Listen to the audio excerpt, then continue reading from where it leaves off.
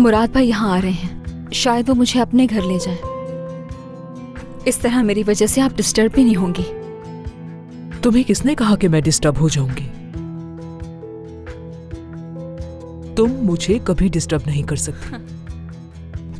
खैर जो भी हो, मुराद भाई आ रहे हैं।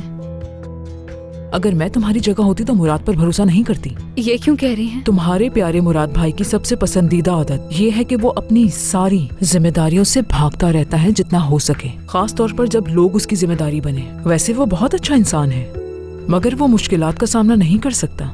जैसे ही उसके सामने कोई मुश्किल आती है, वो वहां से ऐसे भागता है जैसे उसका कोई ताल्लुक ही ना हो। ऐसा क्या किया है तुमने? बहुत डरी हुई हो।